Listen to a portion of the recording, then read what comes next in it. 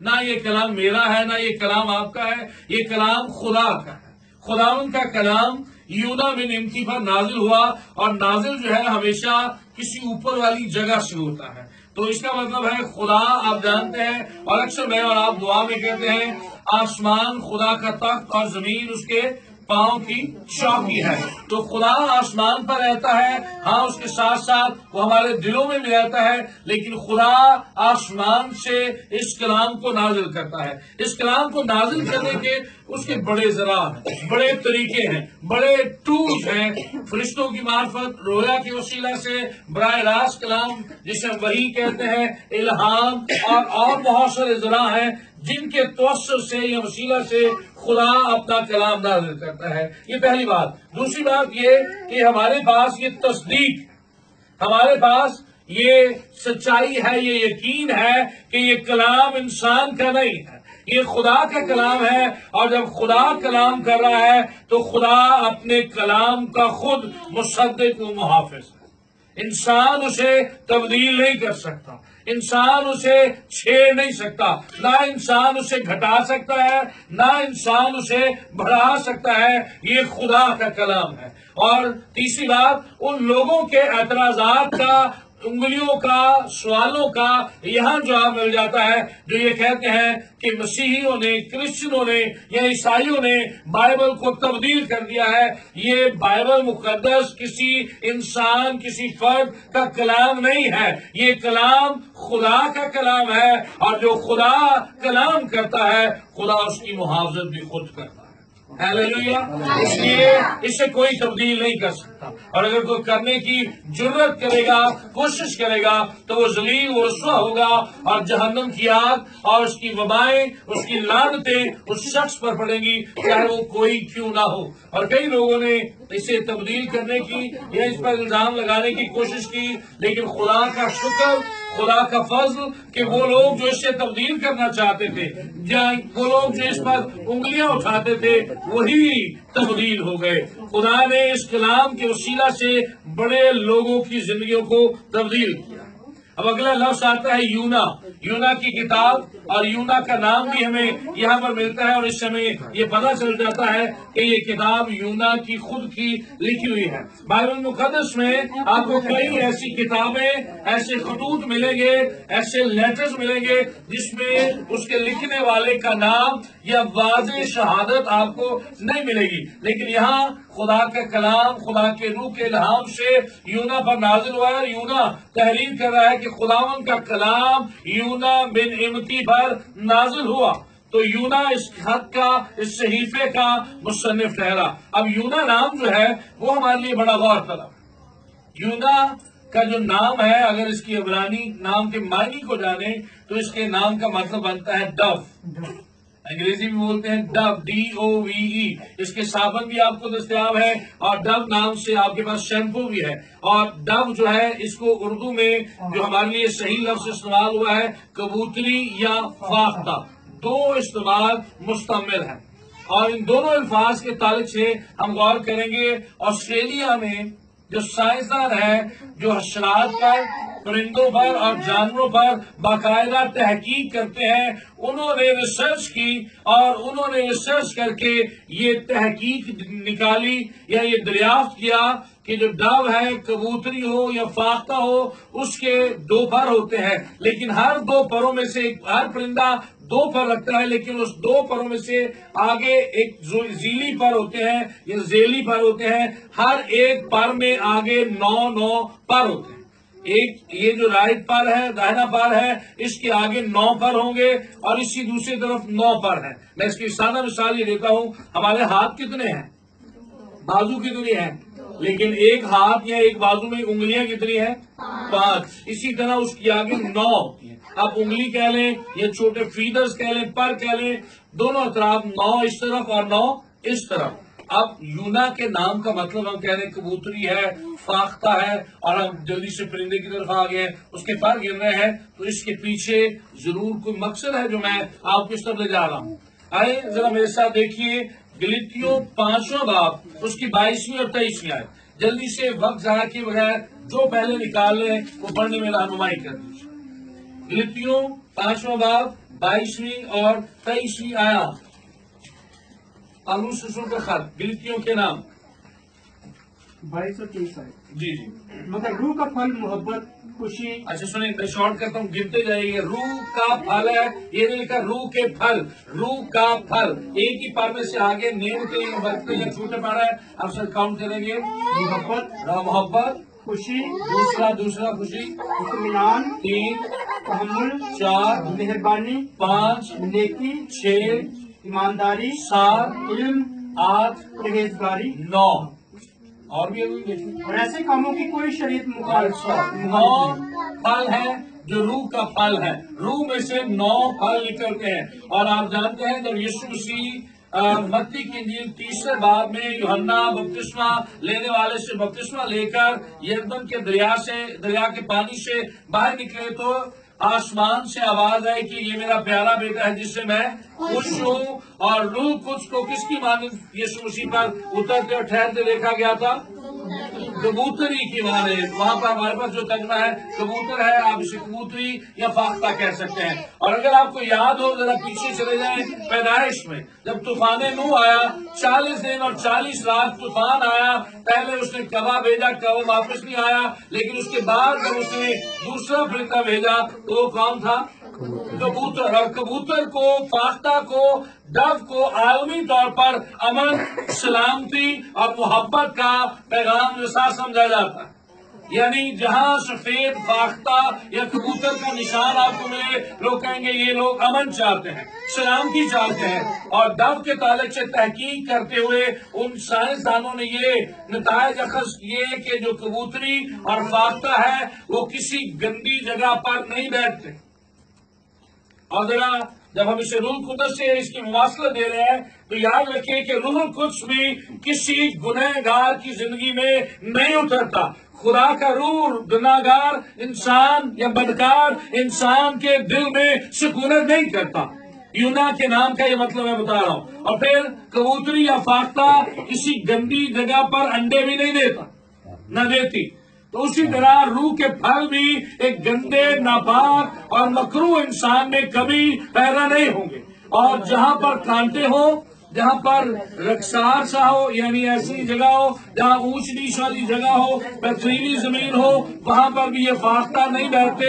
उसी तरह रूह कुद्स जो है वो ऐसे इंसानों पर नाज़िल नहीं होता, ऐसे इंसानों पर उतरता नहीं है, ऐसे इंसानों के दिलों में सुकूनत नहीं करता जिनकी जिंदगी जो है उतार चढ़ाव का शिकार हो। आज वो खुदा की तरफ और अगले दिन वो शैतान की तरफ। आज वो खुदा के नाम ले रहे हैं, इज्जत कर रहे हैं, खुदा का काम कर रहे हैं, और अगले दिन खुदा से दूर। और जहाँ पर कांटे हैं, जहाँ गंदगी है, घिनौनापन है, वहाँ खुदा का रूह नहीं उतरता। और जहाँ खुदा का रूह उतरता है वहाँ वो पाकीज़गी होती है, सलामती होती है, इत्मीनान होता है, मोहब्बत होती है। और हमने 9 फल देखे हैं जो रूह कुदस अता करता है। और कलाम खुदा में अमाल 2 बाब उसके 38 आयत में पतरस रसूल फरमाते हैं कि जब हम यीशु मसीह के नाम से पानी का बपतिस्मा लेते हैं तो रूह कुछ हमें इनाम में मिलेगा। उसके लिए हमें दिल से यीशु मसीह पर ईमान लाना होगा, जुबान से इकरार करना होगा, और फिर एलानिया तौर पर हमें पानी का बपतिस्मा लेना होगा। तब रूह कुछ हम पर नाज़िल होता है। ये मक़दस, ये बदन, ये जगह जब पाक और साफ होती है तब रूह कुछ उतरता है। हालेलुया। दूसरा, अभी मैंने एक बार बताया, दूसरा पद देखें, पहला कुरिन्थियों 12वां बाब उसकी 4 आयत से 10वीं आयत तक, 4 आयत से 10वीं आयत तक हम पढ़ेंगे। यहाँ पर आपको रूह की नेमतें मिलेंगी। पहला कुरिन्थियों 12वां बाब 4 आयत से 10वीं आयत। नेमतें तो तरह तरह की हैं मगर रूह एक ही है, और खिदमतें भी तरह तरह की हैं मगर खुदावंद एक ही है, और तासीरें भी तरह तरह की हैं मगर खुदा एक ही है, जो सब में हर तरह का असर पैदा करता है। लेकिन हर शख्स में रूह का ज़हूर फायदा पहुंचाने के लिए होता है, क्योंकि एक को रूह के वसीले से हिकमत का कलाम पहली नेमत अनायत होता है, और दूसरे को उसी रूह की मर्जी के मुवाफिक इल्मियत का कलाम। दूसरी बात, किसी को उसी रूह से ईमान, 3, और किसी को उसी एक रूह से शिफा देने की तौफीक। किसी को मोजे की कुदरतें, 5 किसी को नबूवत, 6 किसी को रूहों का इम्तियाज, 7 किसी को तरह तरह की जुबानें 8 और किसी को जुबानों का तर्जुमा करना। 9 और तो नहीं, बस नहीं। ठीक है। हमने शुरू में पढ़ा रूह एक ही है और हर एक को अपनी मदद और अपनी मर्जी के मुताबिक अपने जलाल को ज़हूर पहुंचाने के लिए वो अता करता है नेमते। रूह के फल भी 9 है, रूह की नेमते भी 9 है। और मैंने बताया जो रिसर्च हुई उसके मुताबिक कबूतरी या फाख्ता या डव के जो 2 पर होते हैं उनमें आगे 9 छोटे पर होते हैं जो रूह कुदस की मुकम्मल तौर पर अलामत है। अब आगे आया यूना के बाद फौरन नाम आया इम्ती। इम्ती नाम का मतलब ही जानना बड़ा जरूरी है। याद रखिएगा, बाइबल मुकद्दस को जानना और बाइबल मुकद्दस को बयान करना 2 बड़ी फर्क पाते हैं। कई लोग आपको ऐसे मिलेंगे, ऐसे खुदाम आज बहुत ज्यादा और बाकसरत हैं जो एक हवाला लेंगे और पूरी बाइबल मुकद्दस की आपको सैर करा देंगे और जो हवाला लिया उसमें से कुछ नहीं सुनाएंगे। और फिर इस तरह के भी आपको खादे मिलेंगे जो बाइबल मुकद्दस का कतई इस्तेमाल नहीं करेंगे और इधर उधर की बातें सुनाकर चले जाएंगे।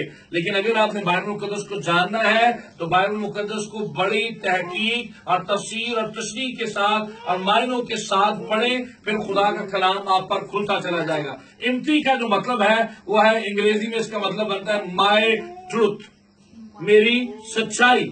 और ये इस बात की अलामत है यूना ईमानदार है, नबी है और आज मैं और आप भी ईमानदार हैं। खुदा ने हम में से किसी को नबी की नबूवत की नेमत दी है, किसी को रसालत की, किसी को मुबश्शर, किसी को चरवाहा और किसी को उस्ताद। आज कलीसिया में 5 खिदमतें हमें दस्तयाब हैं। तो एक ईमानदार को यूना बिन इम्ती के नाम से मैच करते हुए होना चाहिए। हम एक ईमानदार को जिस तरह यूना सच्चाई का फर्जंद है, उसी तरह आज मुझे और आपको एक ईमानदार को, एक कलीसियाई फर्द को सच्चाई का फर्जंद होना चाहिए। और सच्चाई कौन है?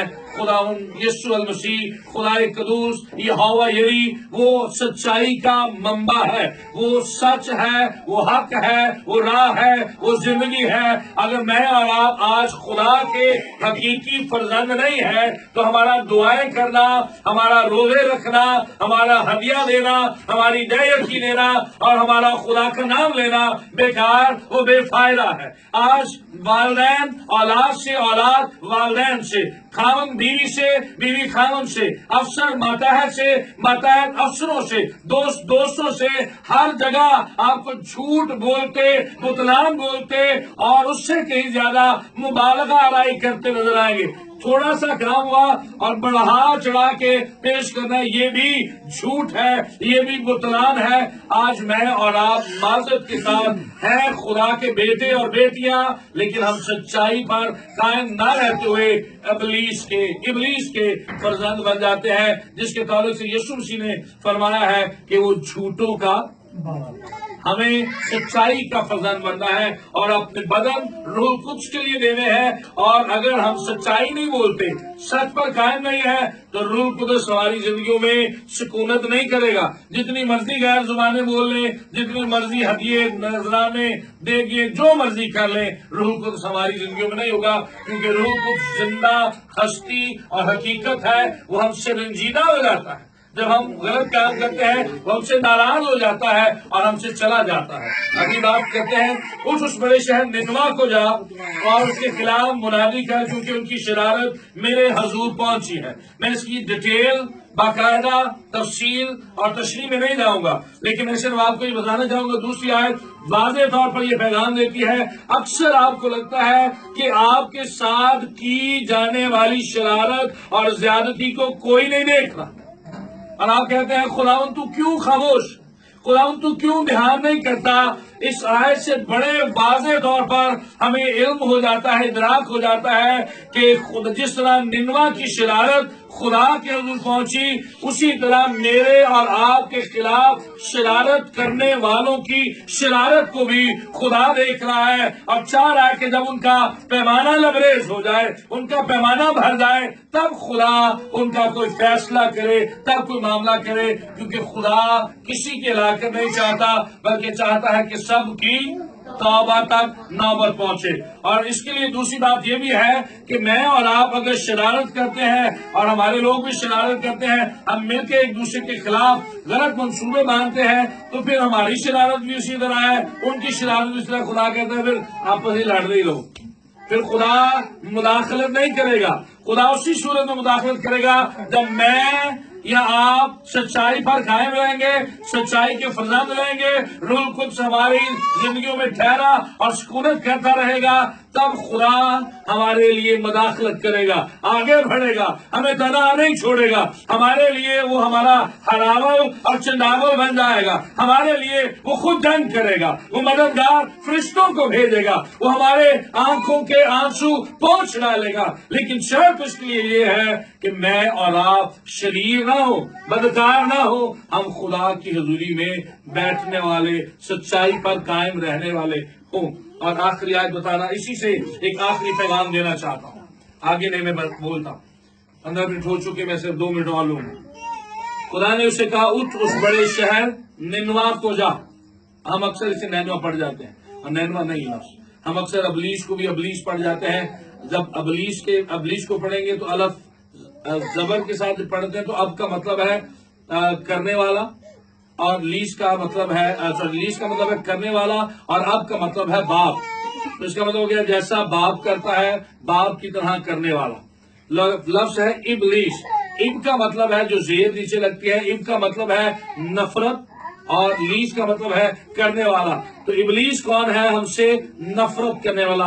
इबलीस अब नहीं है, अब कहेंगे तो हमारा अब्बा है, अब से अब्बा बनता है वो इबलीस। वो नफरत करता है मुझसे और आपसे, ईमानदारों से, खुदा से, यीशु से। उसने यीशु को 40 दिन और 40 रात आजमाया। जब यीशु ने फाका किया या रोजा रखा या नफ्स कशी की, जो लफ्ज भी आप इस्तेमाल कर लें, उसने 40 दिन और 40 रात के दौरानिए में यीशु को आजमाया और 3 बातों से आजमाया। लेकिन यीशु मसीह खुदा के रूह कुद्स की कुदरत से और खुदा पर ईमान रखने की कुदरत से और खुदा बाप की कुर्बत की वजह से इबलीस पर गालिब आया और उसके तीनों सवालों और चालों को उसी पर उल्टा दिया, क्योंकि रूह कुद्स और कलाम उसकी जिंदगी में घर कर रहा था। आज मेरी और आपकी जिंदगी में ना रूह कुद्स काम करता है और ना कलाम खुदा काम करता है। आज बहुत सारे पासबान हैं, मैं अफसोस के साथ कहूंगा, उन्होंने एक बार भी पूरी बाइबल मुकद्दस को नहीं पढ़ा। अगर पासबानों का ये आलम है तो आपका और मेरा क्या आलम? कलीसिया ने तो शायद ज़बूरों, अमसाल और अंजीलों से आगे का ईमान का सफर ही नहीं किया, बाइबल मुकद्दस को जाना ही नहीं है। इस वजह से हम महरूम हैं। जो आखिरी बात आपको चैलेंज के तौर पर देना चाहता हूँ, खुदा ने उसे कहा, उठ उस बड़े शहर